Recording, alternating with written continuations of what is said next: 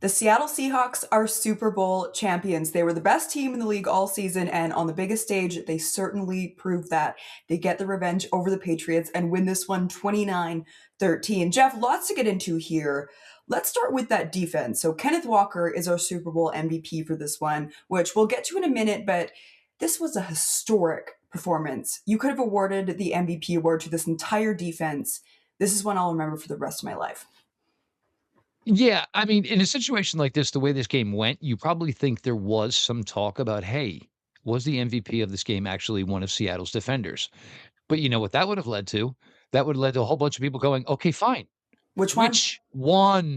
That's Which it guy are we exactly. going to give this one trophy to? Because they don't really, the co MVP thing is never going to happen again. Right. Um, so they were all over it. You sacked the quarterback 6 times. You get 3 turnovers. I mean, the Yeah. absolute recipe for a victory was there.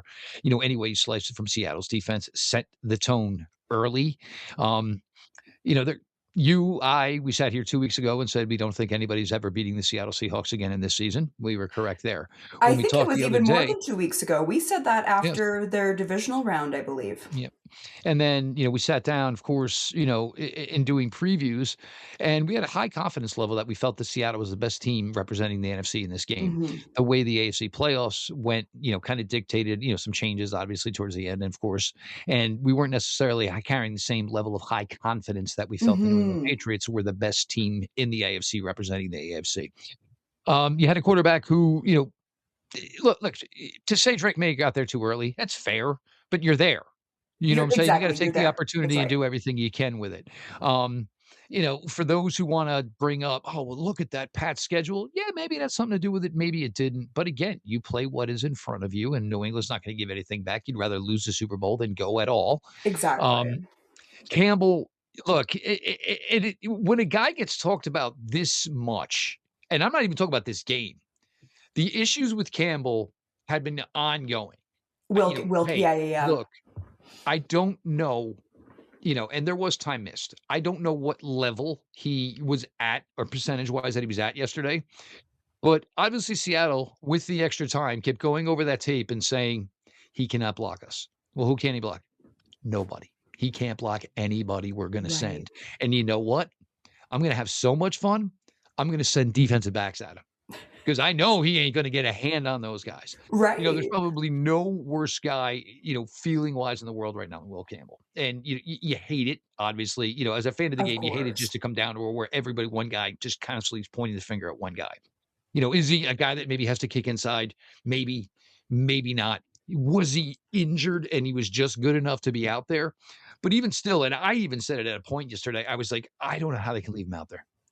Because it's one of those Yeah. ones, I get it. He was a first round pick. I think they spent what the fourth, fifth overall pick on him, but that looked like a guy that if you needed to say, "Hey, man, it just ain't your day. It just ain't your day. Yeah. We'll try something else out." Look, it could have New England try to help out a little bit more. I Mhm. mean, the guy was getting beat like a turnstile. You would have figured at some point, I gotta get something else out there. You know what I'm Right. saying? If I I'm gotta with you. put, 2 tight ends on that side, something because it is completely disrupting the flow of my game. Yeah. New England, one thing that was pretty successful for them during the playoffs was running the ball.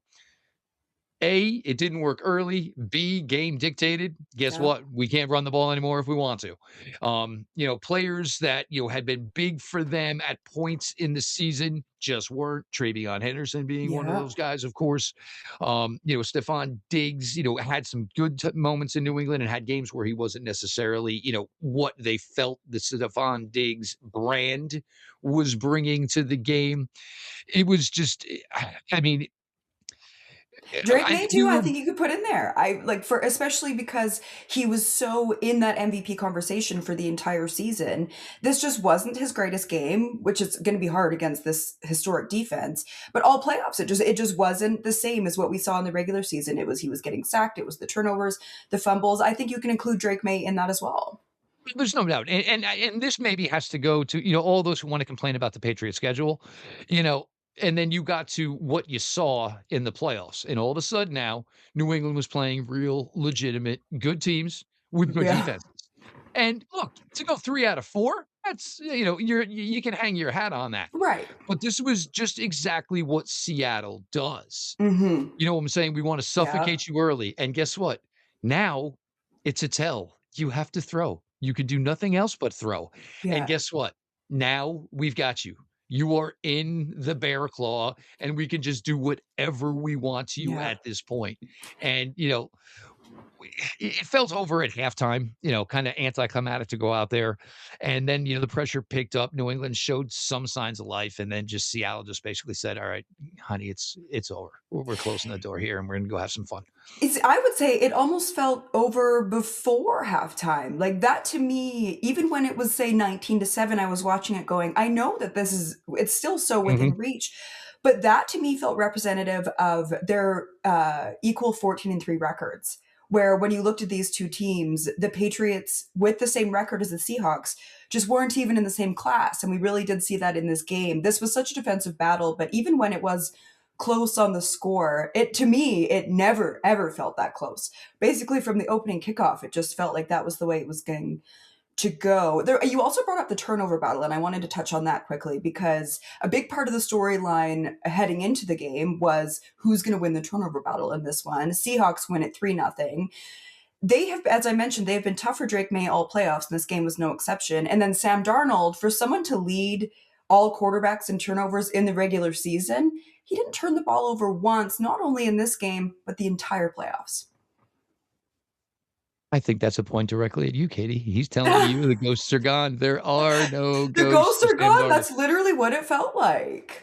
And one of the other things, and obviously all your points are, fantastic and strong on point. We talked about, a couple of weeks ago with the loss to Charbonneau, and it meant you don't wanna say maybe it was a blessing in disguise, but it just upped the workload for Kenneth Walker. We got to And get see an unleashed and Kenneth Walker. Yep. and look, for Kenneth Walker, and if you're Kenneth Walker's agent right now, you just watched this all unfold and said, Let me "Money, think. money, What should we money, do about money." this? And I thought it was an incredible story by Kenneth Walker talking about, that his dad was actually in the building, and to the point Yeah, where his dad actually comes to Seattle, but doesn't necessarily go to games. And look, I'm older. I'm not a big fan of a crowd either, so I can kinda jive to it. I But understand. the agent, like, "Hey, dad, we need to go to this one. Your son ends up Super Bowl MVP." So if dad Yeah. never wants to go again, it worked out perfectly. There's never gonna be a bigger high for Kenneth Walker than was Mhm. yesterday. But Kenneth Walker set the tone early, and that just continued for basically, whenever Seattle was just like, all right, well, we need to just make sure we can get these yards here. It was Yeah. Kenneth Walker, and it was Kenneth Walker again. He was an absolute beast throughout the entire run for this team. Mhm. And, I would probably say, offensively, Jackson Smith-Njigba, fantastic this year, what he did, and obviously Sam. But if you want to say what was maybe the biggest offensive component that led to this playoff run, Kenneth it was the Walker. consistency Yep. week in, week out that Kenneth Walker said, "Give me the ball, and I will do whatever I got to do to get this done for this team." Mhm. Barner, Ohio kid in Seattle, obviously great day for him as well. For Seattle, there's just so much you like about what this team did this season, how Mhm. this team basically got even better in the playoffs. And Yeah. we harped on that a lot this season. This NFC West, it was going to mean something because normally you get these good battles, but you don't get three teams making the playoffs and three teams with the records that these teams from the NFC West had. Yep. So, I mean, it was almost at points where it felt like the playoffs were kind of easy, for Seattle because, well, look, we know San Francisco really well. Obviously, we know the Rams really well. And there's not another better team in the NFL than two Mhm. teams that we've already played three times this year. So Seattle, and you look at what's ahead, you have Sam now. And the most ironic thing for Sam Darnold is apparently he lost money yesterday playing due to taxes and the way they work. Sam Darnold Oh, on his paycheck is actually going to lose money from yesterday's game. I'm sure Seattle will find a way to sweeten that up to I Sam would Darnold. hope so. But, you look at this team, what they did this year. I mean, so many young, great pieces. They are, I believe it is 6th in total cap space going into this Mhm. next season after just doing what they did. You look at a team like Seattle, a general manager like Schneider, a few years ago when the whole Russell Wilson thing, and you wonder, like, well, all right, well, how long is it going to take? I mean, people still are wearing the same clothes, for God's sakes. People still Yeah. have the same hairstyles. It took no time whatsoever to recreate this. And, just you're always a fan of the sport Super Bowl Sunday, all of that stuff or whatever. But it's really hard not to watch what's going on with the Seattle Seahawks and Mhm. say, that's it. There's 31 other teams going. That's exactly what I would like my team to be. I understand there's going to be hiccups and maybe a year won't be our year. But God damn it, I want to be a strong, consistent team. I want Yeah. players that I can be proud of.